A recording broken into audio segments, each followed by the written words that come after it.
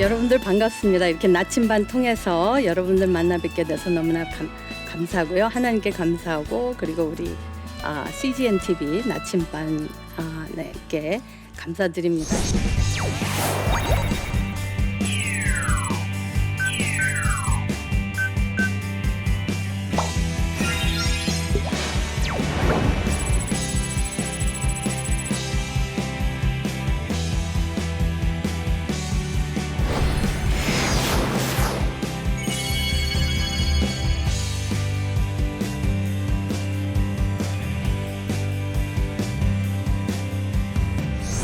여러분들 이제 기쁨과 쾌락의 차이를 잘 모를 때가 있어요.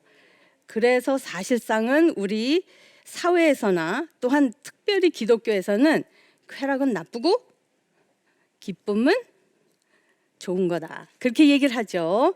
예, 오늘은 그런데 조금 다르게 우리가 이해하는 그런 내용으로 여러분들에게 나누고자 합니다. 사실상 여러분 쾌락이란 것은 무엇인지 아시죠? 쾌락은 우리가 그 오감이죠, 오감.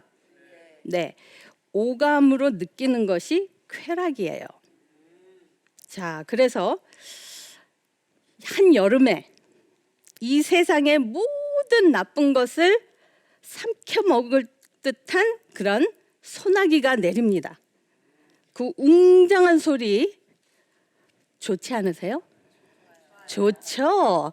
네, 그럴 때는 티나 커피를 딱 만들어서 마시면서 밖에 그 소나기를 내다보는 게 얼마나 즐거우세요. 그렇죠? 그게 쾌락입니다. 네, 그리고 촉감. 여러분들 비단 만지는 거 좋으시죠? 그리고 어린 아기 볼 만져보셨어요? 너무너무 부드럽죠? 세상에 그렇게 부드러운 거 없습니다. 그것도 쾌락이에요. 자, 그리고 후각. 여러분들 빵 구워 보셨어요? 냄새 기가 막히죠? 그리고 저는 밥 냄새 좋아해요. 그윽한 그 냄새 기가 막히죠? 예. 그럼 시각. 여러분들 보기 좋아하는 게 뭐가 있어요? 꽃. 그렇죠? 아름다운 꽃. 예. 여러분들 가족의 얼굴. 그렇죠? 산. 사실 이 한국은 산이 너무나 아름답습니다. 제가 한국에 나올 때마다 정말 이 산 때문에 더 온다고 생각이 돼요. 그리고 강도 너무나 아름답잖아요. 그렇죠? 자연에 여러분들 주말에 뭐 시간 되면 왜 나가세요? 아름다운 거 보러 나가시는 거잖아요. 그렇죠? 예. 그래서 지금 이렇게 쾌락은 나쁘다. 그게 옳은 것 같아요? 쾌락이 사실상 하나님이 우리에게 주신 그런 선물입니다. 그런데 문제는 무엇이냐? 우리가 쾌락을 남용을 한다는 거예요.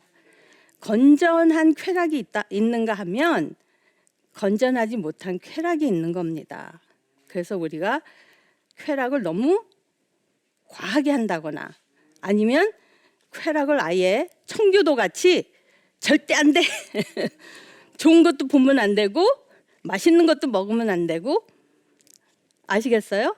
예, 그 둘 다 안 좋은 겁니다. 그래서 사실은 쾌락이 좋은 것인데 우리가 무조건 나쁘다 하는 것은 그것은 사실 우리 신앙생활에 도움이 되는 것이 아니에요.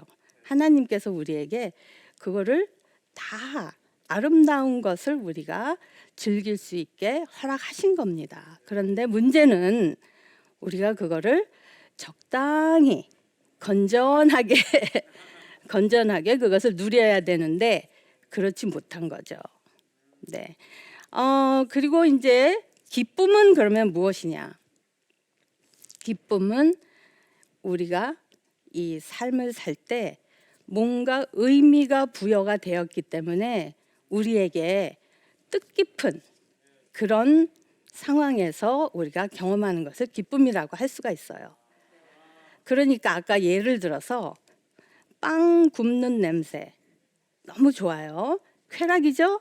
하지만 그게 기쁨이 될 수 있는 거는 뭐냐면 내가 자랄 때 어머니께서 빵을 매주 토요일마다 구워주신 거예요.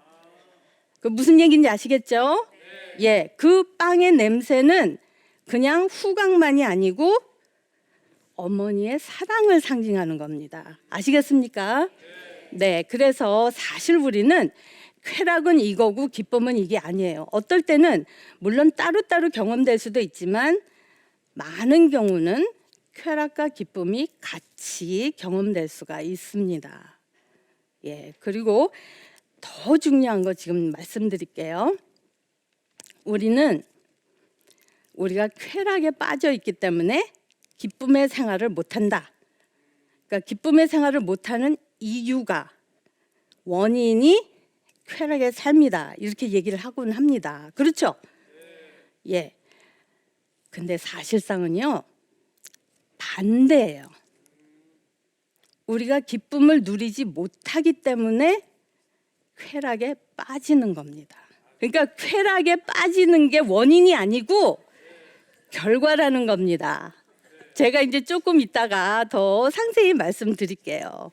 예, 그 전에 그러면 왜 기쁨이 중요한지, 기쁨이 중요한지 한 두 가지를 말씀을 드려보겠습니다. 이제 이 전반적으로 사회적으로 볼 때요, 기쁨이 결핍된 삶이 우울증으로도 나타나고요, 공황장애, 분노, 중독, 폭력, 자살, 관계적 갈등, 두려움, 또 의무감에 대한 집착, 이런 것으로 나타납니다. 그렇죠? 예, 그럼 그냥 예를 좀 들어드릴게요. 불안장애 연령대별 진료 그 인원에 관해서 건강보험관리공단에서 통계를 냈습니다. 자, 보세요. 이게 다 20대, 30대, 40대, 50대, 60대, 70대입니다. 2008년과 2013년을 비교한 거예요. 근데 아주 일관성 있죠? 뭐예요? 다 증가한 겁니다. 그렇죠? 어느 연령대도 예외 없이 다 증가했어요. 그리고 50대에서 70대를 보면요, 참 엄청나요. 30%에서 50% 정도, 이게 지금 5년 사이에 그렇게 된 겁니다. 자, 그리고 이혼율. 자, 2002년하고 2012년 10년 사이에 10년간의 그 차이를 보여주는 거예요. 2002년도에는 1%였습니다. 그런데 잘 보시면 2년에 한 번씩 1%씩 증가하고 있어요. 그래서 2012년이 되면 600%, 6배 증가한 겁니다. 그리고 여러분 뭐 잘 아시지만 OECD 국가 중에 우리나라가 자살률이 1위예요. 좋은 거에서 1위를 해야 되는데, 그렇죠? 예, 우리 사실 한국 이 나라는 생명에 대해서 상당히 중요하게 생각하는 나라인데 지금 자살률이 1위예요. 그리고요, 지금 어린이 학대에 대해서 통계가 있는데요. 2010년하고 2014년 4년 사이입니다. 2배로 증가했어요. 이게 5,657건에서 1027건. 참 이거는 정말 우리가 들어서 생각해 보니까 엄청나잖아요. 그런데 주변에서 자살하는 사람이 없고 그러면 이게 피부로 안 닿아요. 근데 이게 지금 이만큼 우리 이 사회에 기쁨이 많이 결핍돼 있다라는 것이 사회적으로 보여주는 겁니다. 자, 여러분들도 여러분 자신 한번 되돌아봐요. 이제 우리가 사회적으로 본 거하고 이제는 개인적으로 한번 볼 필요가 있겠죠? 여러분들 삶을 한번 생각해 보세요. 그리고 주변 사람들 생각해 보세요. 어떻습니까? 기쁨의 삶을 산다는 게 그냥 뭐 하루 종일 활짝 웃고 다니는 소리는 아닙니다. 예, 이게 삶이란 게 슬픈 일도 있고 어려운 일도 있고 뭐 그것도 기쁨도 있는데 기쁨을 누려야 하는 때에 못 누리는 것을 얘기하는 거예요. 예, 기쁨을 뭐 항상 기뻐하고 항상 뭐든지 긍정적으로 살라는 얘기가 절대 아닙니다. 이해되시죠? 예. 제가 예를 하나 들어드릴게요. 가정이 이제 경제적으로 윤택해요. 그래서 외국으로도 1년에 한두 번은 베케이션을 갈 수 있는 가정입니다. 그런데 아버지는 쉽게 분노를 그냥 막 뿜어내요. 겉으로 봐서는 몰라요. 이거는 가족끼리 있을 때만 일어나는 일입니다. 어머니는 외부에서 봤을 때는 너무나 훌륭한 어머니예요. 아주 헌신적이고. 그런데 그 어머니의 그 삶을 들여다보면 좋고 훌륭한 엄마가 돼야 된다는 그 강박감 그리고 의무감에 사는 거예요. 그럼 생각해 보세요. 강박감하고 의무적으로 살면 기쁨이 있겠습니까? 없죠. 이거 해야 되고 저거 해야 되고 그러니까 이게 숙제 풀어 나가는 거지. 이게 이렇게 됐으니 얼마나 좋은 일이 생겼을까. 이런 것을 못 누린다는 겁니다. 그리고 자녀들은 방종적인 삶을 살거나 아니면 실수를 할까 봐 두려워서 그냥 완벽주의적으로 사는 그런 모습을 우리가 주변에서 볼 수가 있습니다. 자, 우리가 이렇게 기쁨이 충만한 삶을 살고 싶어 하면서도 그렇게 못 살고 있다는 정말 슬픈, 이거 슬픈 일입니다. 슬픈 우리의 현실을 우리가 받아들여야 되죠. 아시겠습니까? 네. 그러면 우리가 기쁨이 충만한 삶을 살자면 무엇이 필요할까? 예, 그걸 좀 얘기를 해보겠습니다. 제일 먼저 중요한 거는 제가 처음에 말씀드렸듯이 기쁨과 쾌락에 대한 올바른 이해입니다. 예, 그래서 그 올바른 이해를 잘 해야 되는데요. 제가 말씀드렸죠. 쾌락의 실체는 기쁨의 결핍이다. 예, 그러니까 쾌락이 있기 때문에 기쁨이 없는 게 아니고 기쁨이 없어서 쾌락이 그렇게 많은 거예요. 예, 과하게 그리고 좋지 않은 그런 쾌락에 빠지는 겁니다. 예, 그래서 우리가 쾌락을 추구한다는 것이 이게 이 사람은 너무 세속적이야. 그런 말을 이제는 바꾸셔야 된다는 얘기입니다. 무슨 얘기인지 아시겠어요? 그러니까 우리가 쾌락에 빠진 사람들을 정죄해야 하는 것이 아니라 이 사람들은 도움이 필요한 사람이구나. 이 삶에 기쁨을 누릴 수 있는 능력이 없는 사람들이구나. 뭔지 아시겠죠? 이거 굉장히 중요한 그런 체인지예요. 이게 지금 여러분들이 세상을 보는 그 견해가 완전히 바뀌는 겁니다. 아시겠어요? 예, 예수님께서 우리를 긍휼히 여기셨듯이 정말 죄의 덩어리잖아요, 우리가. 근데 우리를 긍휼히 보셨던 것은 우리를 이해하셔서 그래요. 그러니까 이렇게 쾌락에 빠진 사람들도 우리가 이제는 좀 더 이해를 할 수 있는 그런 마음의 여유가 있었으면 합니다. 조금 이해가 되시나요? 네, 제가 조금 더 상세하게 말씀을 드릴게요. 그래서 쾌락이 기쁨을 방해하는 것이 아니고 기쁨의 결핍이 우리가 쾌락을 건전하게 하나님께서 우리가 즐기라고 주신 것을 제대로 못 즐긴다는 것이죠. 그러면 왜 우리 현대인이 왜 이렇게 쾌락에 다 빠져 있냐 이거죠. 여러분 우리 한국 사회를 여기 우리 사회를 보면 술 많이 마시고 그렇죠? 예, 그리고 뭐 하여간에 좀 이 젊은 아이들도 요즘 보면은 정말 너무 이렇게 아이돌 같은데 이렇게 많이 빠져 있고 물론 이제 뭐 어느 정도 즐기는 건 괜찮아요. 그렇지만 너무 그런 것이 과해져서 다른 해야 하는 일들을 못 한다라든가 이런 거는 또 좀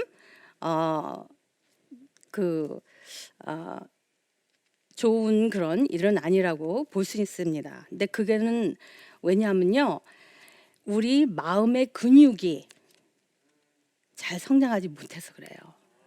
우리가 이렇게 신체적인 근육뿐만 아니라 마음에도 근육이 필요합니다. 예, 이거는 제가 이제 상징적으로 말씀드리는 겁니다. 마음의 근육이 우리가 손으로 만지고 눈으로 볼 수 있는 건 아니죠. 그렇죠?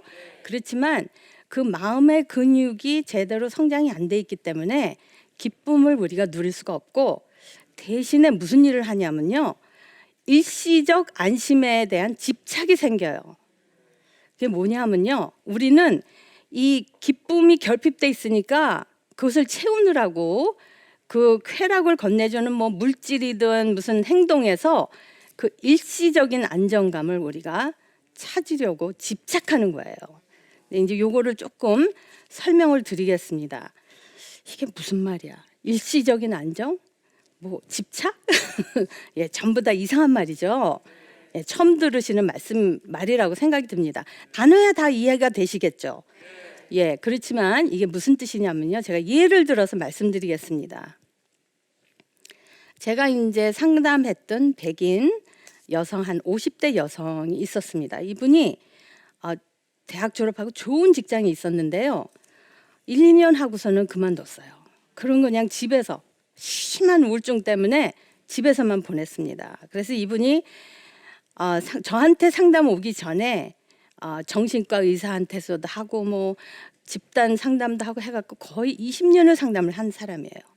그 이제 나중에 저한테 왔는데요, 이분은 이제 이 맨날 많이 먹고 그래서 이렇게 비만해지고, 그래서 이제 이 사람은 두 가지를 생각했어요. 나는 결단력이 없어서, 이렇게 윌 파워가 없어서 이렇게 자꾸 먹는다. 이렇게 이제 그 우리 보통 그렇게 생각하죠, 그렇죠? 예, 자꾸 먹으면 우리는 이 결단력이 없고 우리가 윌 파워가 없다라고 생각을 합니다. 그리고 또 하나는 내가 이 먹는 걸 너무 좋아한다. 그래서 이거를 내가 중단을 못한다. 이렇게 생각을 한 겁니다. 저한테 와서 그 생각을 제가 바꾸게 도와줬어요. 그게 뭐냐? 우리가 이제 그 마음의 근육이 없을 때는요, 삶의 기쁨을 봐도 못 찾아요. 그렇게 되면 생동감이 없어져요. 그러면 뭐냐? 내가 육체적으로 살아있지만 정신적으로는 내가 존재하나? 내가 정말 내 삶에 의미가 있는 건가? 이렇게 돼요. 그래서 나의 존재의식에 대한 의심이 많아지니까 이렇게 맨날 불안한 가운데 사는 겁니다. 그래서 항상 그 일시적으로 나한테 안정감 내지는 안도감을 주는 것을 맨날 추구하는 거예요. 그래서 어떤 사람은 뭐 갬블링을 한다라든가 술을 막 마신다라든가 아니면은 뭐 이렇게 안 좋은 그런 일들을 한다라든가 이렇게 되는 건데요. 그러니까 이 사람도 막 먹는 것을 이 쾌락을 못 느껴서 그래요.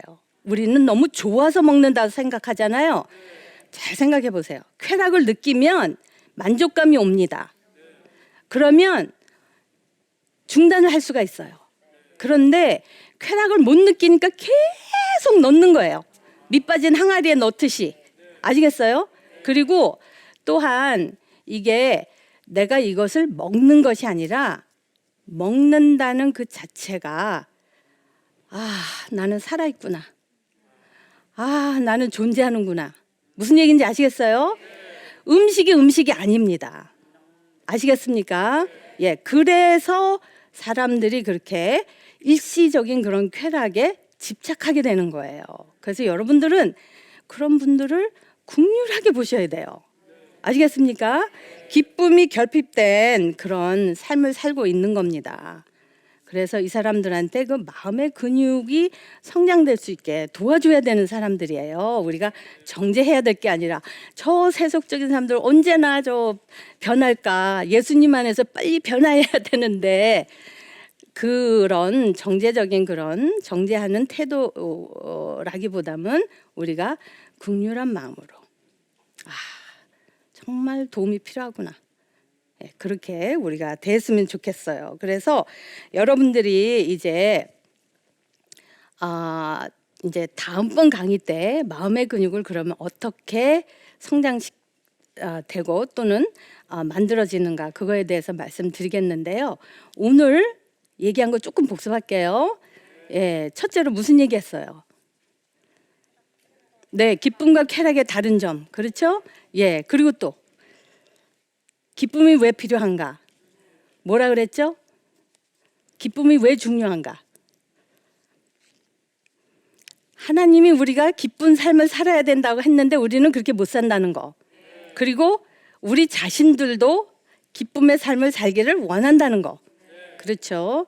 예, 그런데 사실상 그러지 못하니까 우리가 오히려 쾌락에 빠지거나, 그리고 하나님께서 원하지 않는 그런 삶을 살게 되는 겁니다. 그래서 여러분들이 쾌락과 기쁨에 대한 그런 올바른 이해를 하시고, 그리고 이제 앞으로 좀 더 나 자신도 더 기쁨을 누릴 수 있는 그런 성령의 열매를 더 완성시킬 수 있는 그런 한 사람 한 사람 돼야 되겠고요. 그리고 그렇지 못한 그 다른 사람들을 정죄하는 것보다는 오히려 더 감싸주고 그 사람을 내가 더 도와줘야 되겠다라는 그런 사랑의 마음을 가질 수 있기를 바라겠습니다. 감사합니다.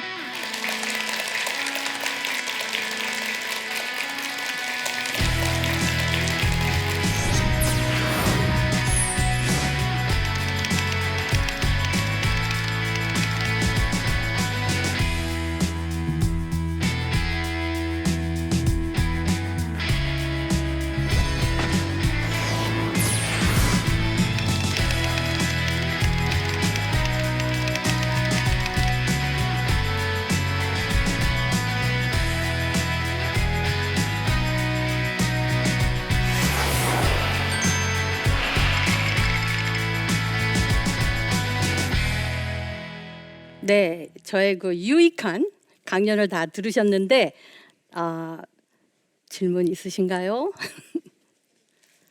네. 항상 이렇게 살면서 마음이 공유하고 할 때가 많은데, 제가 밖에 나가서 이렇게 친구들을 만났을 때도 어떤 마음 자세를 가져야 내가 좀 마음이 편안하고 남들도 제 얘기를 잘 들을 수 있는 그런 삶을 살 수 있을지 궁금했습니다. 네, 대단히 아주 좋은 질문이세요. 그리고 참 삶에서 참 중요한 그런 면인 것 같습니다. 저희가 사실 기독교인으로서 살다 보면 그 기독교인 친구들도 있고, 또 기독교인 친구라 하더라도 또 신앙적인 그런 차이도 있을 수 있고, 그리고 기독교인이 아닌 사람들도 있을 수 있고, 그럴 때 우리가 정말 그 쾌락과 기쁨의 고 사이에서 그럼 요걸 밸런스를 어떻게 맞출 수 있는가? 친구를 무조건 정지할 수는 없고, 그러면 여러분들이 전도할 사람이 없어지는 거잖아요. 그렇죠? 그렇다고 해서 또 똑같이 행동할 수는 없는 거죠.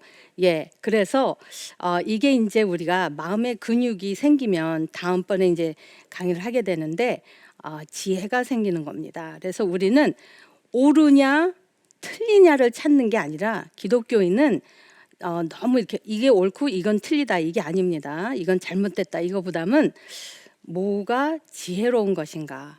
예, 그래서 그 상황마다 저희는 이렇다라는 그런 룰보다는 상황마다 여러분들이 지혜롭게 대처하는 것이 좋다고 생각합니다. 그래서 그 친구들과 조금 비슷하게 해야 될 때는 좀 해야 되겠죠. 예, 그렇지만 또 기독교인으로서의 그 모습을 좀 더 보여줘야 될 때는 또 그렇게 하셔야 되는 겁니다. 그러니까 이것이 상황에 따라서 우리가 다르게 대처해야 된다라는 거, 그렇게 생각해 주시면 좋을 것 같습니다. 네, 또 다른 질문 있으신가요? 네. 네, 저는 사회에서 쾌락에 빠지지 않기 위해서는 어떤 삶을 살아야 하는지가 궁금합니다. 네, 사회에서 쾌락에 빠지지 않기 위해서 살아야 되는 삶이 어떤 것이냐, 아주 큰 빅 퀘스천이에요. 그렇죠? 이게 우리 기독교인들이 항상 안고 가는 그런 질문이라고 생각해요. 그러니까 우리가 하나님께서 어떤 것을 우리가 쾌락으로 즐겨도 된다라고 하셨을까? 그런 질문을 하시는 게 좋을 것 같아요. 뭐를 하면 안 될까?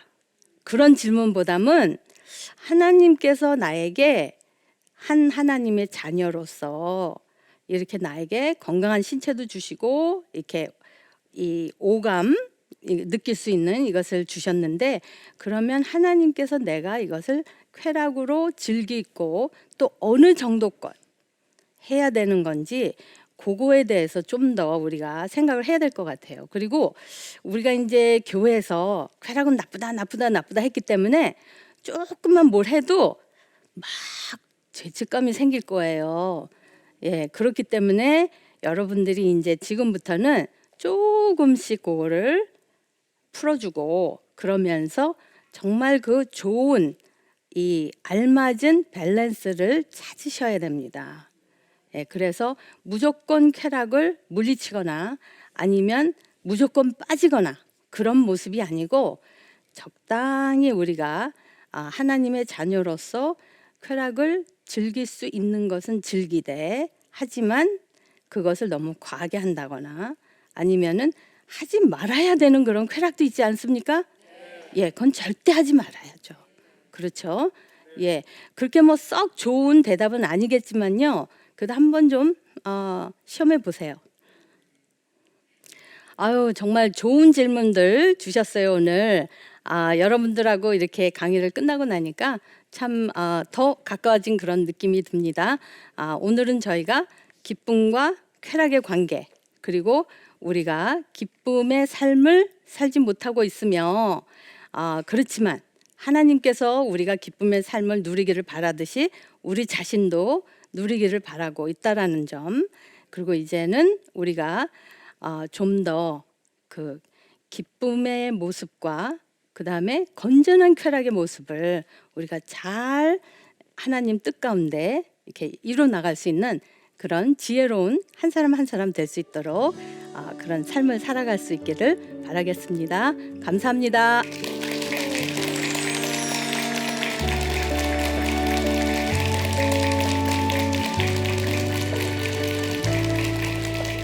쉽게 동의하고 쉽게 반대하는 거는요, 사실 마음의 근육이 잘 성장하지 않은 그런 모습이에요. 전에는 그냥 막 목숨까지 걸면서 막 싸우고 싶었던 것도 시시해져요. 그래, 옳지. 이제 내 아이가 덧셈을 하기 시작했네. 하나님께서는 우리를 이렇게 너무 개인주의적으로 사는 게 아니라 이렇게 관계성 안에서 서로가 서로를 의존하고 서로가 서로를 도우면서 살라라는 그런 우리를 창조하셨구나, 이렇게 볼 수가 있어요.